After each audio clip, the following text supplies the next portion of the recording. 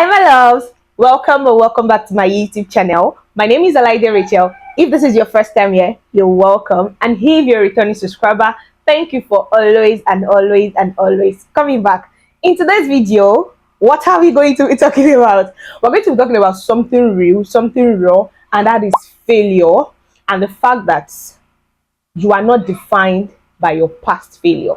Yes, I've been there. I know this is a relatable topic. I know a lot of people have been there. A lot of people have failed in the past, and for some reason, that fear of failure still creeps into their future. That fear of failure still creeps into their present, and they just feel like, oh, I failed that time. I don't know, that kind of thing. This video is for you. Stay tuned and watch to the very end. I'm going to be sharing a story of how I failed and how I became one of the top 10 students in a class of over 150 students. So if that motivates you, then you want to stay tuned and watch this video to the very end. So let's dive into it.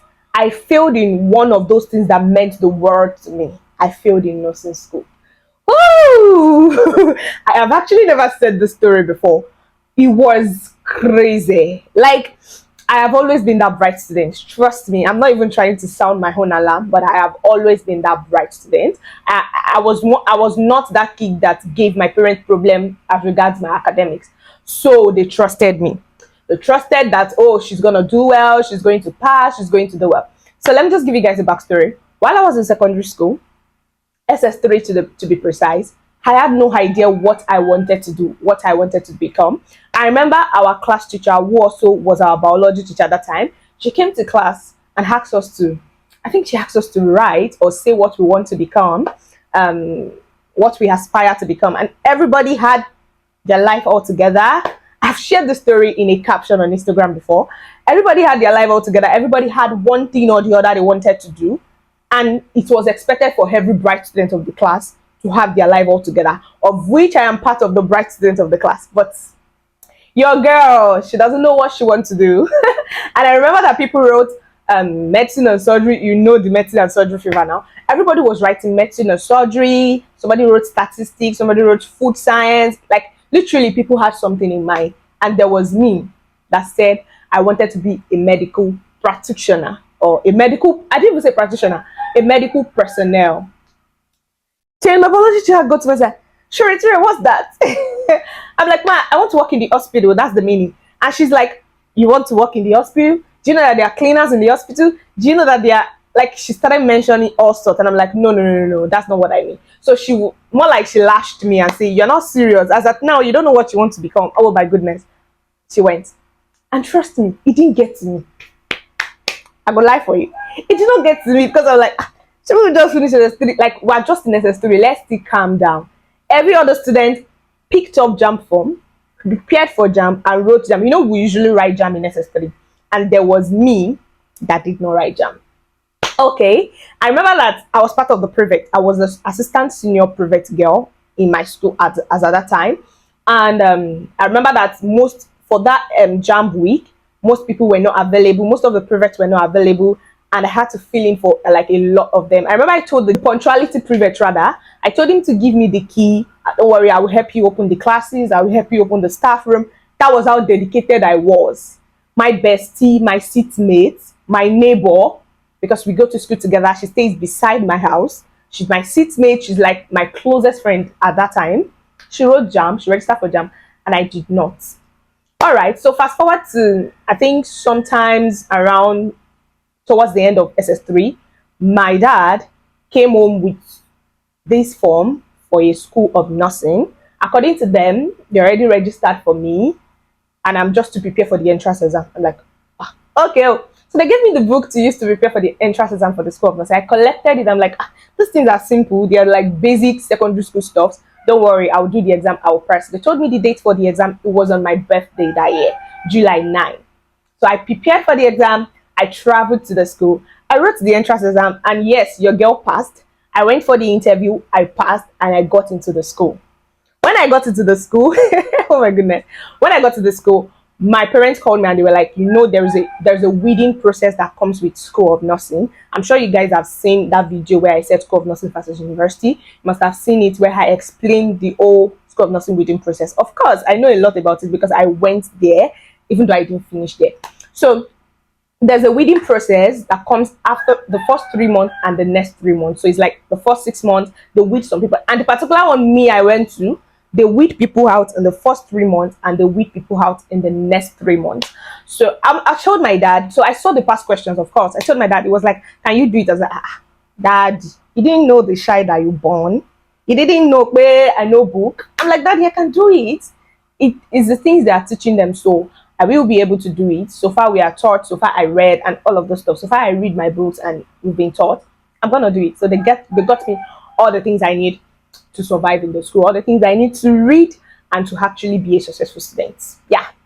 First 3 months came, I did the exam, I passed. You guys, I passed. I went home and I was called, oh, you passed, you can come back. So I went back to school and I saw that we're already reduced. Like some people failed, so they were not part of us again. So the next 3 months, you guys, it was a shocker. Oh my goodness. They called me at home and like, I was anticipating the result. Oh, let's go back to school. I was already even tired of staying at home. They called me. I had a senior at that time and told me that, Olaide, you failed. You failed some courses. And the thing is, you have to pass all the courses. I'm like, you failed some because you say, wait, I don't understand. Who failed? I don't get it. Who failed? Hey, like I was shocked. I was very, very shocked. I told my parents I felt like a failure at that point. And trust me, you will feel like that. I felt disappointed. I felt embarrassed. I felt like I did not just disappoint myself. I disappointed my father, my mother, my siblings, everyone around me. And why did I say that? I am a bright student. I used to be a bright student. I have never had issue with, I cannot remember any time I failed apart from that story. So I have always been that bright student. Not really experienced any academic issue. I was like, Isepe, what? I don't understand. So I cried my eyes out. My friends came, not like my friends. I had this male friend, family friend. He's even a family. So he came, was like, at that time, went to the same secondary school, went to the same primary school. At that time, he was already in Achievers University. That's the university I eventually went to. He was already in Achievers University. He was studying med lab science. He was already in 100 level. So he came, he's like, hey, you don't cry now. She be me too. I know that you are a good student. Don't worry, you'll come to my school. Like, my parents have money for your school. I cried. I was crying. And apart from crying, I had this feeling of sadness and disappointment. I was like, I cannot come to your school. Mind you, earlier that year, I had already taken JAMB. And trust me, the reason I took JAMB was to also experience JAMB.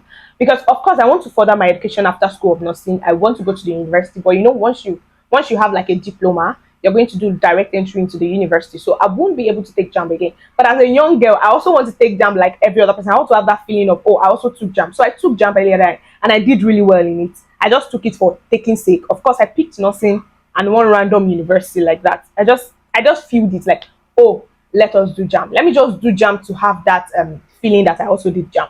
Not knowing that is going to come in handy. So I'm going to tell you that failing does not make you a failure, but to make you feel like you are a failure. At that point, see, this thing I'm saying cannot even come to your head at that point. You will feel like a failure. You will feel like, oh my God, what did I just do? So here is the lesson I actually learned from that instance, from that story. Failure is not the end. It is not the end point. It is an invitation to be more. For more wisdom, more clarity, more hunger. Like, it's an invitation to pick up yourself and go again and again and again and again. That is not the end of your story. If only some people know that failure is not the end of their story. Just imagine I had given up. I no longer pursue the nursing career. I just, you know what, let me do anything. Let me study any course. I cannot do this. Nothing is too hard for me. This was what happened. I took, after the whole crying season, saying, God, why did you do this to me? Oh my God. After the whole crying and everything, I actually took time and I reflect on what went wrong.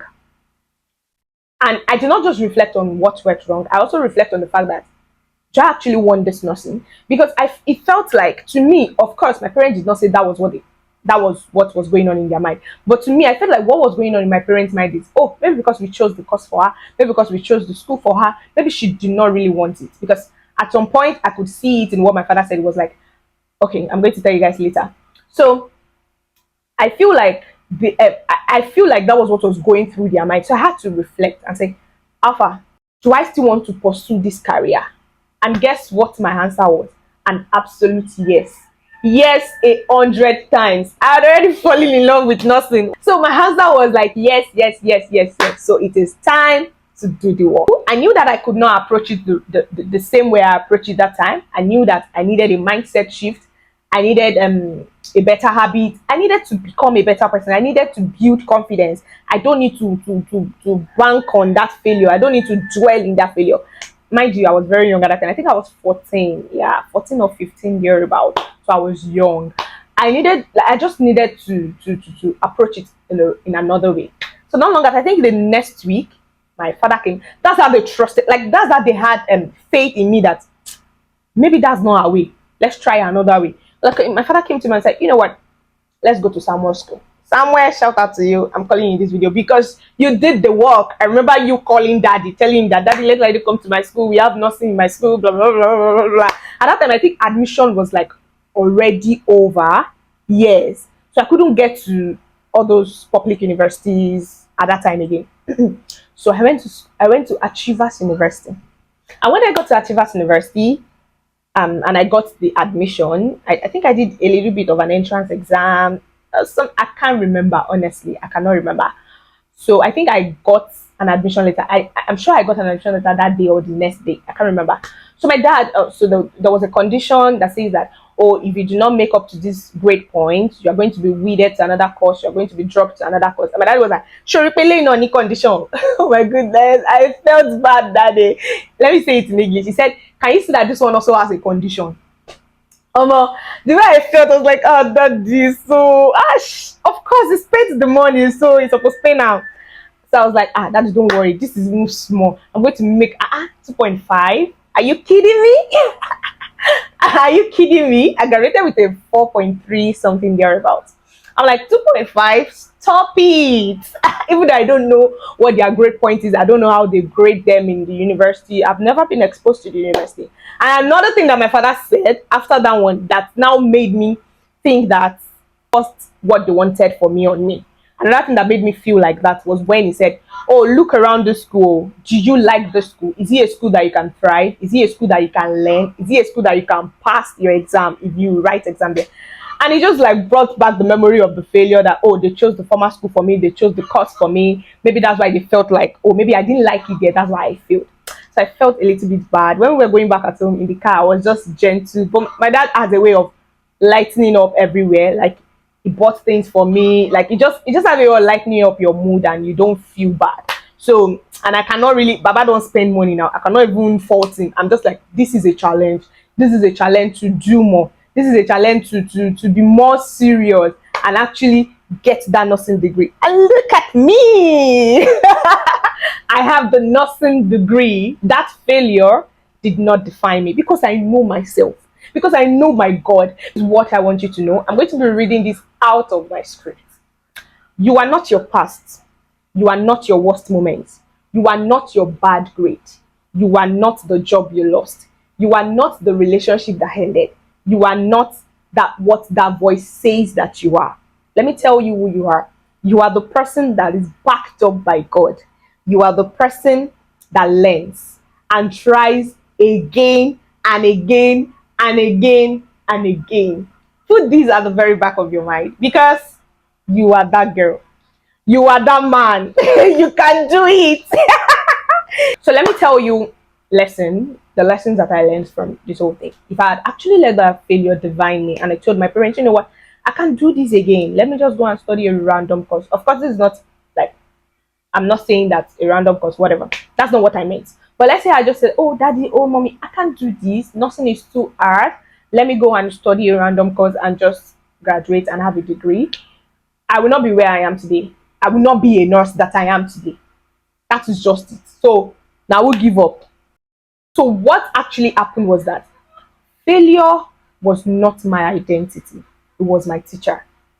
See, if you see the way I was serious in Achievers, and I just felt like if I had actually gone to Achievers immediately I finished from secondary school, I feel like I wasn't going to be that serious, like the way I was serious. You guys, I start reading from maybe the second week or third week.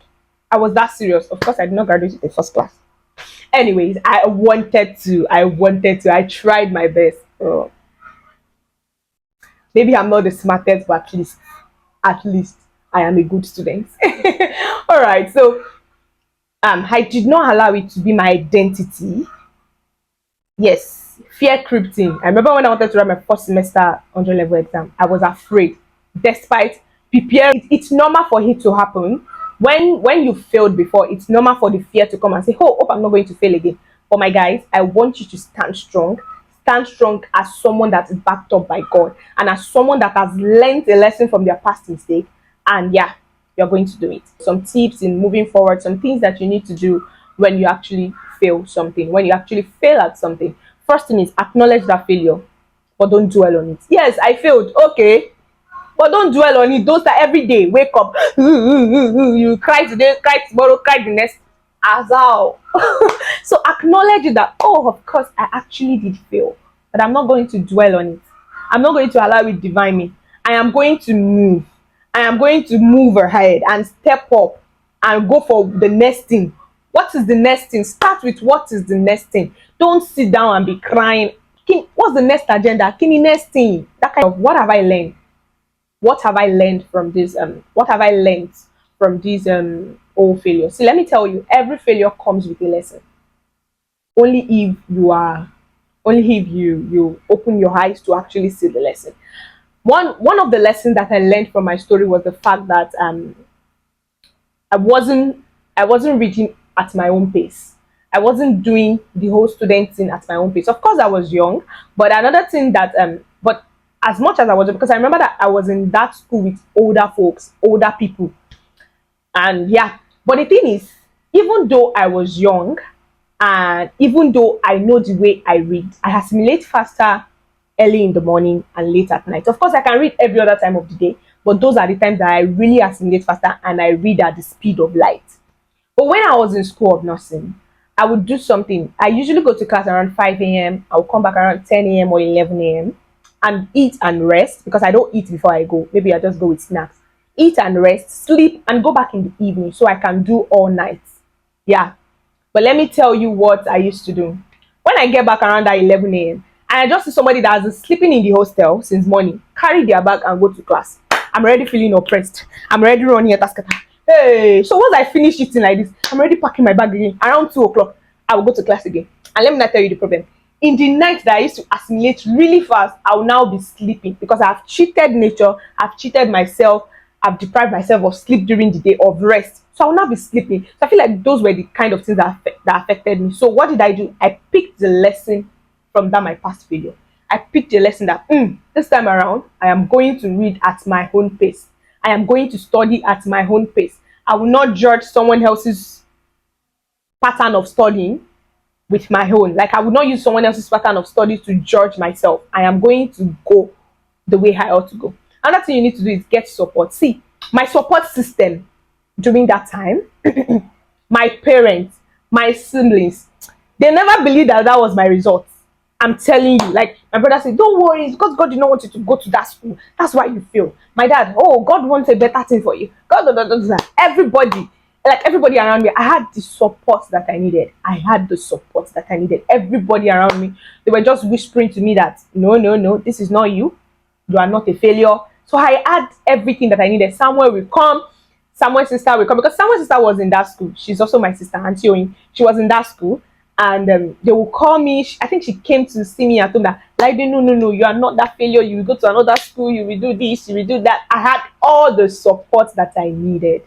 Defines your story after your failure is what you do next. Are you going to give up or you are going to rise up? I hope that you pick the second one. I hope that you pick that you are going to rise up and actually pursue that thing you want to pursue and actually become that thing you want to become, because your failure does not define you.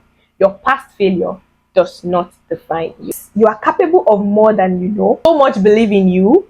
I believe in the fact that your story is not over. It's not even closed. You can do it. So pick up yourself and start the journey again. Pick up yourself and do what? And start the journey again. Who told you that you're a failure? Come off it. Come off it. Like when I saw our induction list, my class is a class of over 150 students. I mean, where I finally finished from university. My class is a class of over 150 students. And when I saw that I was part of the top 10 in the class, how did I as how? So that's to tell you that you can actually do it. And I don't know if this is a success story. Of course, it is a success story because I did it, bro. I did it. So basically, if you find this video helpful, if you find this video inspiring, I want you to leave in the comment. I want you to, most importantly, I want this video to channel you, to challenge you to, you know what, I'm going to go for what I want to go for. I can do it. I am backed up by God and all of those good stuff. So thank you for watching this video. You know what to do. Like my video. Subscribe to my channel if you have not.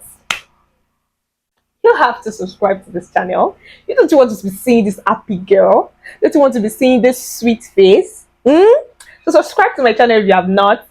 Leave a comment and every other thing that we do. What are this thing say? Every other thing that we do on this YouTube channel. Leave a comment, like my video, subscribe to my channel, share this video with somebody that has failed at something and they feel like that's the end of the world. Share it to them so that it can encourage them that you are not that failure, my darling. And I am going to see you in the next one. I remain your girl, Olaode Rachael. That's in the period. Bye, guys. Mwah.